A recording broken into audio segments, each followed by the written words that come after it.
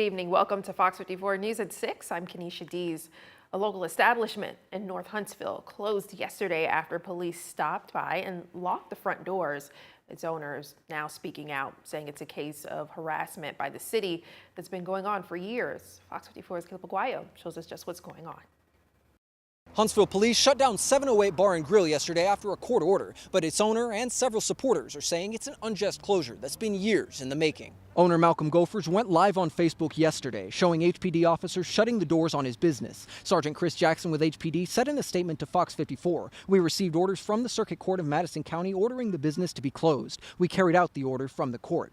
Court documents filed in May gave the city of Huntsville a preliminary injunction against the property, claiming the business is a public nuisance. They cite several incidents of gun violence, multiple arrests, and a suspension of the restaurant's liquor license in 2022 because of repeated incidents. The city says the restaurant's owners have failed to prevent, deter, or disperse the violence at the Poplar Avenue property. But Gopher says that he plans to fight the order and reopen his business as quickly as he can. Huntsville don't play by the rules. We might not never open back up. Hey, that's just a part of it, what's going on. We all find something else to do. We move on with life. And they've completed their mission. Their mission is to stop urban development, especially black urban development. The restaurant's supporters plan to be at City Hall on September 25th at 5:30 p.m. to speak out about the closure. In Huntsville, I'm Caleb Aguayo, Fox 54 News. Gopher says the city shutting the doors on his business is discriminatory, with other sites of gun violence remaining open to the public. We'll have more for you as this story develops on fox54.com. And right now, we're going to take you out to Athens from earlier today. It's a still image of a bit of cloud cover. I guess it's around that time where some of that rain came in the afternoon. Let's bring in Fox 54 Weather Impact Chief Meteorologist Jordan Dressman. And Jordan, lots more homecomings this week across the Tennessee Valley. How's weather for Friday Night Football? Yeah, I think for the most part, weather for Friday Night Football is going to end up cooperating, and that might be a little bit hard to believe considering the shower and thunderstorm activity we've had over the last couple of hours. Some of us have, however, stayed dry, and we are still picking up on a little bit of activity as far as radar is concerned. A little bit up across southern and middle Tennessee, and then we're talking about one thunderstorm hanging out there in northern Lauderdale County. We're also talking about a little bit of light rain moving out of Huntsville. We're also talking about a little bit of light rain southern Madison County, and then down into Morgan County. Now, the sun's going to set somewhere between 6:40 and 6:50, and when it does, whatever activity is still hanging around is going to fizzle out very quickly, but then no new activity is going to develop across the Tennessee Valley. When we lose the daytime heating, we're going to lose the ability for scattered showers and thunderstorms to develop. For that reason, I think we're going to be fine for Friday Night Football. A couple of showers are going to be possible over the next hour, hour and a half, but then once we get into the thick of the evening, I think we're going to be just fine. 79 at 8, 76 by 9, 75 degrees at 10 p.m. From there, we're talking about a warm weekend, and we'll talk about it in great detail here in just a minute. A convicted Marshall County triple murderer denied an appeal by the Alabama State Supreme Court. Jimmy Spencer, pictured here, was convicted in 2018 for the murders of Marie Martin, her 7-year-old grandson Colton Lee, and neighbor Martha Relaford. He was released from prison just weeks before the murders. Spencer will remain behind bars until his execution is scheduled. We'll stay in Marshall County. Another man was arrested after breaking into a woman's home, authorities say. Around 6:30 a.m. yesterday, the Marshall County Sheriff's Office responded to a possible home invasion in the 3600 block of Scottsboro Highway. The 911 caller said she was inside the home when she heard glass breaking and someone coming inside. When deputies arrived, they discovered the suspect had ran away, the woman unharmed. After obtaining video footage from the incident, along with a description of the suspect from neighbors, Wilmer Martinez was identified as the burglar. Martinez was arrested and charged with burglary and theft. He's held in Marshall County Jail without bond on an ICE detainer. Aaliyah is investigating an inmate death at the Muscle Shoals Police Department. 29-year-old Bryant Petty Jr. was found unresponsive in his cell during routine visual checks yesterday. Life-saving measures were made by police staff and emergency medical personnel, but their efforts were unsuccessful. The investigation is ongoing, but authorities say Petty appeared to have died due to self-inflicted asphyxiation. Officers discovered a note written by Petty in his cell that alluded to self-harm. Petty was arrested last week on a domestic violence charge. Aaliyah will continue to investigate. The Lauderdale County Sheriff's Office investigating 3 shootings that all happened on the night of September 13th. All 3 incidents involved shots being fired into occupied homes in the Elgin and Killen areas. They asked that if you have any information regarding these incidents, contact their investigation division at 256-760-5851 or their tip line at 256-760-5760. A Decatur man behind bars tonight after being arrested by the FBI's fugitive task force. Back in December, a Decatur police detective was contacted by a business in Decatur regarding a theft. It was reported that Christopher King had presented more than 400 invoices to the business for payment over a period of several months, and that King was paid more than $600,000 for the invoices. It was later determined all of those invoices were fake. King was arrested yesterday for an active warrant by the FBI's fugitive task force. He's additionally charged with aggravated theft and is held in Morgan County Jail on a $100,000 bond. Students at West Morgan High School are selling bracelets in support of Cole Thorne, the football player injured in last week's game at Priceville. The bracelets are being sold at the school with Cole's name and the message 22 strong. The bracelets are $5 to purchase. You can call the school to buy one of your own. All proceeds go directly to the family. Cole's doctors say they expect him to make a full recovery. Alabama could soon give high school students a choice when it comes to a certain kind of testing.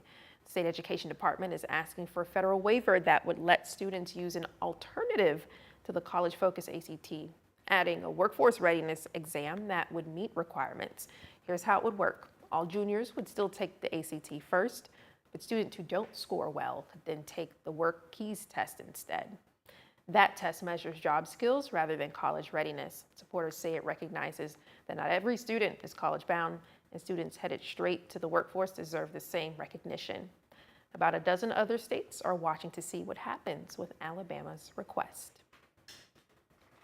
Passport policy for transgender Americans could be changing. The Trump administration asking the Supreme Court to put in place a passport policy that requires transgender and non-binary people to make designations based on birth certificates. The Justice Department appealing a lower court order letting people use the gender or X identification markers that matches up with their gender identity. Plaintiffs in the case argue the policy, put in place following an executive order on gender in January, violates the rights of transgender and non-binary Americans.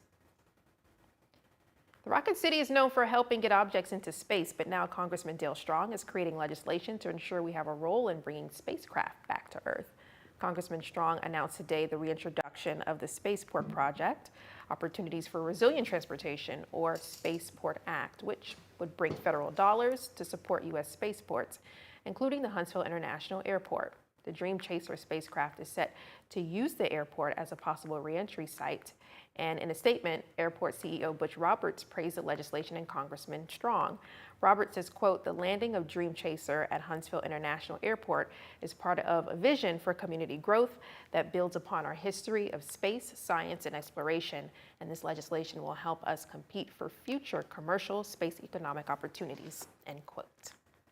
So, Carson, I know this is right up your alley. This is something that you like to talk about.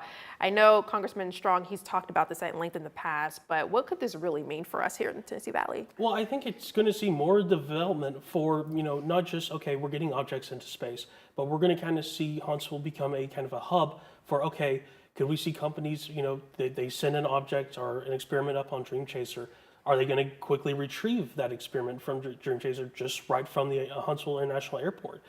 Could we see more businesses take advantage of that where, okay, we send something into space, now we need to bring it back and, study the data from that.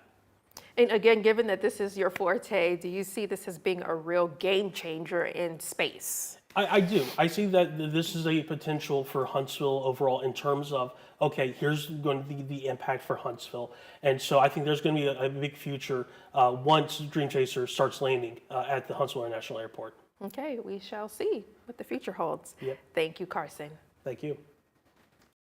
The effort will include the National Guard as well as the FBI, ATF, DEA.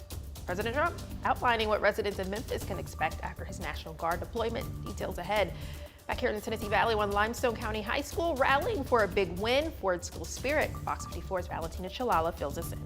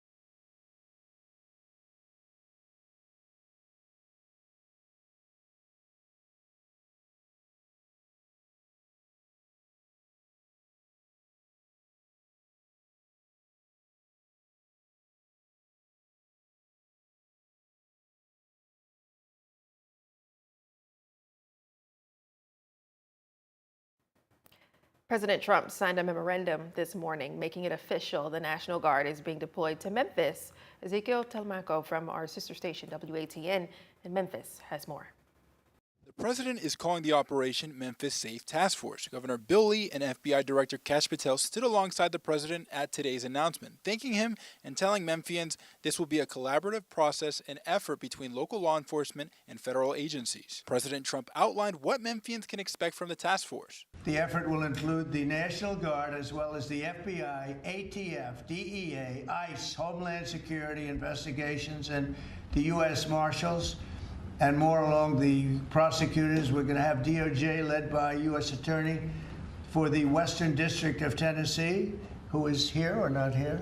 Who's that person here? That person is going to be very busy. Local officials say there is no specific timeline for when the National Guard will arrive, but during a meeting, President Trump told Governor Lee this will be his best moment when the Guard arrives in 4 to 5 weeks, maybe even sooner. President Trump's lawyer, Todd Blanche, also gave his own timeline on how long troops could be in Memphis. We do not make this country safe again unless we go into our cities where there's the most violent among us and go street by street and block by block and arrest the men and women in this country that are destroying cities and communities for the rest of us. And so what we plan on doing, as the governor said and the senator just said, this has been a problem in Memphis for a long time. We plan on delivering Memphis back to the citizens that are there to raise their families, to go to church, to be in their communities.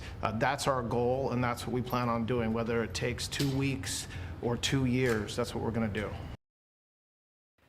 Both Memphis Mayor Paul Young and Shelby County Mayor Lee Harris have spoken out against the deployment, but the decision was made without their input, with President Trump and Governor Lee granting dual authorization for the National Guard to come to Memphis. Huntsville is celebrating all music all month long, and we've got a lineup of leading ladies closing out women in music this week. Details ahead. And Jordan, how's our weekend weather shaping up? Yeah, weekend's going to be warm across the Tennessee Valley on the heels of what was a warm week. We'll talk about it in here in just a couple of minutes.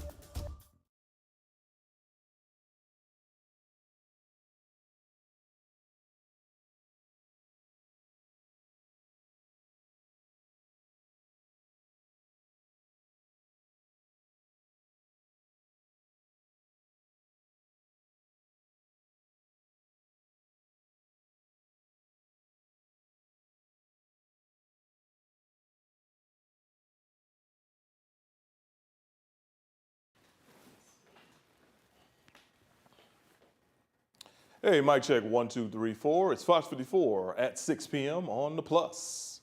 Are you watching? Cool.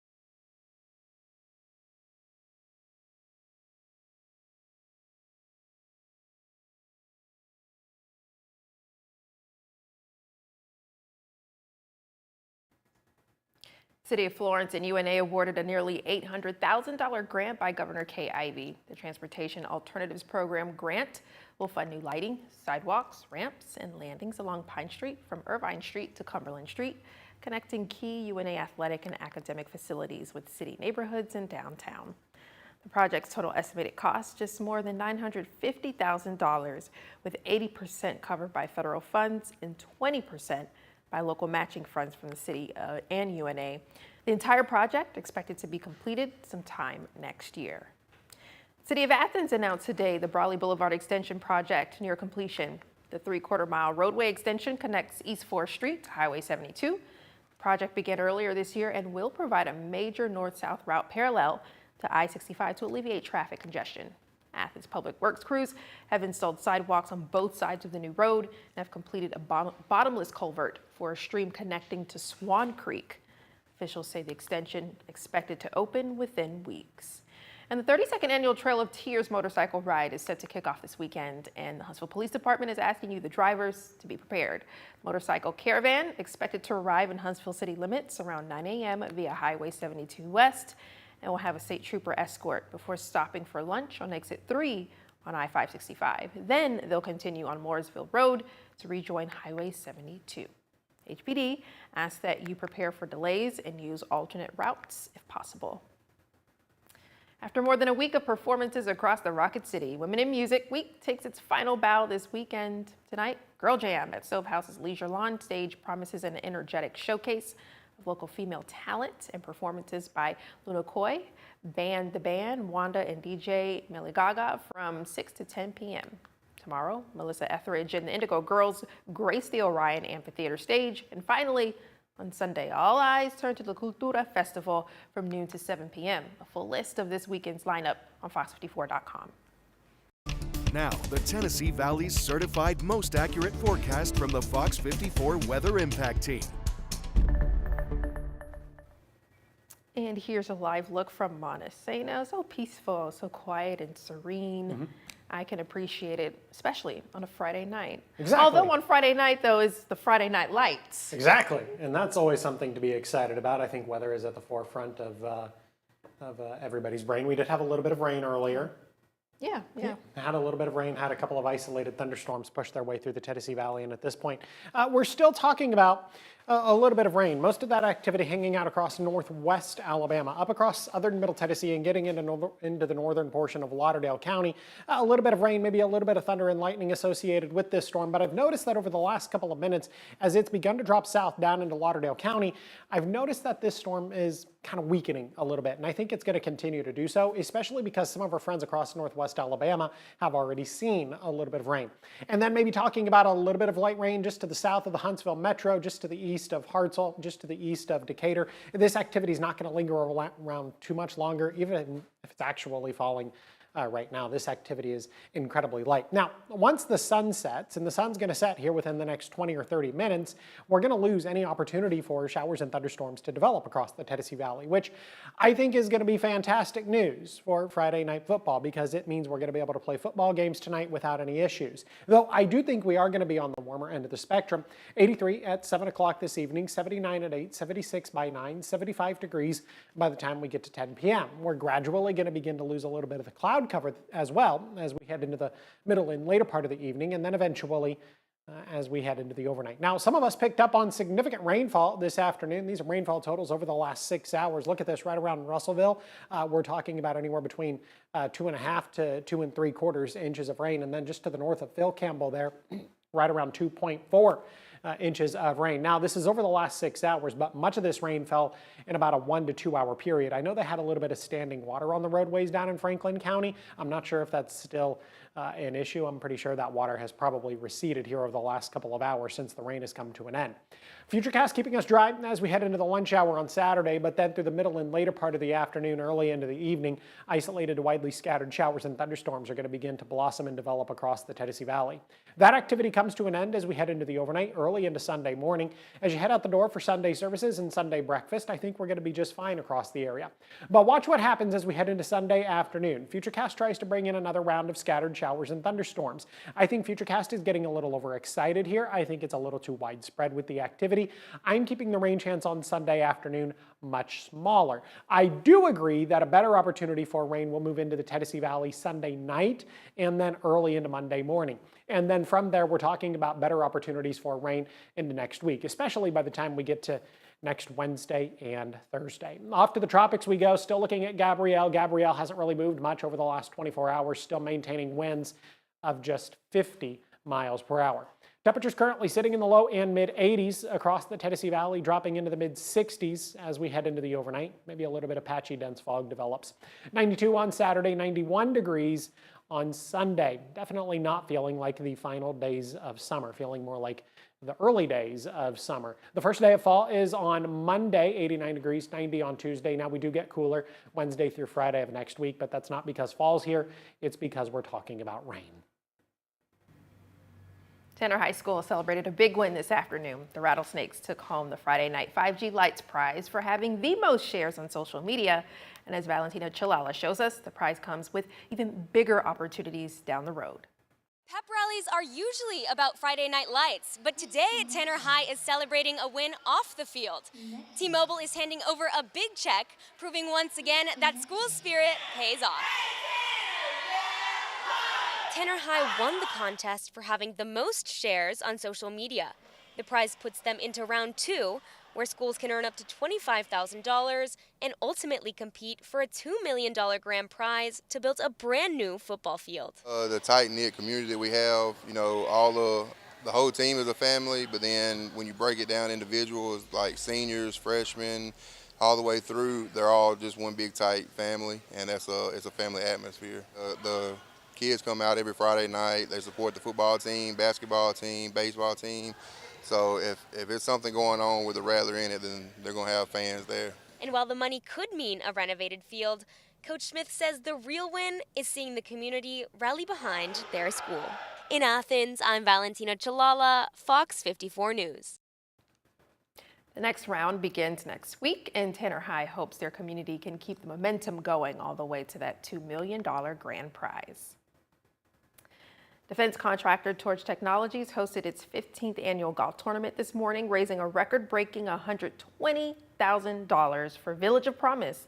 This marks the tournament's largest donation and a new milestone for participation. Village of Promise addresses the needs of children and their families in undersourced Northwest Huntsville neighborhoods. Congratulations. The Rocket City Marching Invitational comes to Madison City Stadium this weekend. High schools from across the Southeast will converge for a day of competition, artistry, and musical excellence, including a featured exhibition by UNA's Marching Pride. The competition begins at 1:30 p.m. and tickets are $15 per adult and $5 for students. All right, let's talk some NFL. The Tennessee Titans are back at home for the first divisional game of the season. We'll talk to Cam Ward about his preparation next in sports.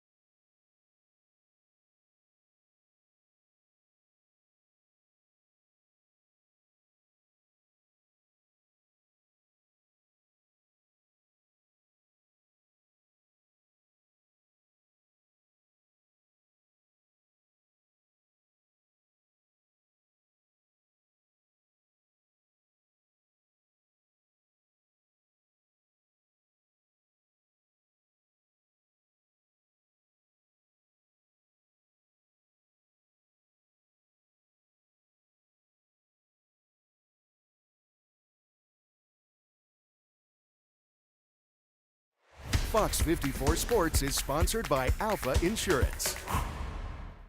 What's up, sports fans? The first two games for the Tennessee Titans, that's officially in the rearview mirror. And now our favorite team in Nashville is focusing on what's next. The Titans welcoming the Indianapolis Colts to the Music City on Sunday afternoon. Indy entering the game with a 2-0 record. They've got wins over the Miami Dolphins and Denver Broncos. Cam Ward and the Titans, well, they've been in their first two games, but poor execution and the inability to stop the opposing offenses have doomed that squad. Now, quarterback Cam Ward has admitted that he can play better, and at the moment, he just wants to do anything he can do to win.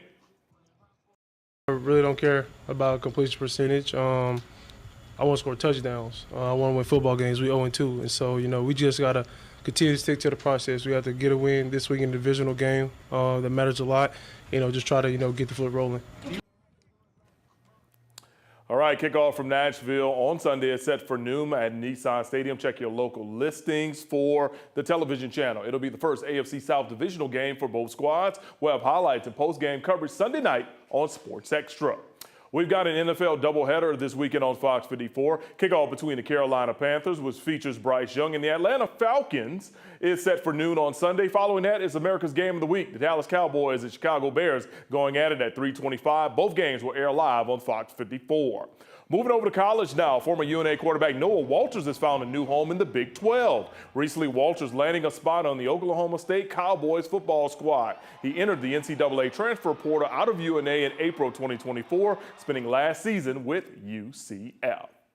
All right, that'll do it for sports on Fox 54 at 6 right here on the Plus channel. Tonight, after Rutgers and Iowa, check out a brand new episode of this. First Down Friday night, it'll be live on both Fox 54 and Fox 54 Plus. Kanisha.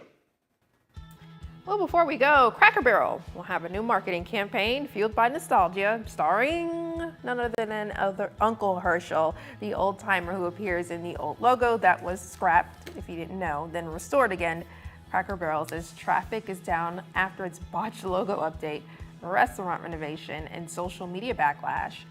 It not only pulled the simplified logo and renovation, it's reversing changes at 4 restaurants that were updated. Traffic is down 8% since the backlash. Not surprised. I know there was so much backlash about it. The marketing campaign is very easy.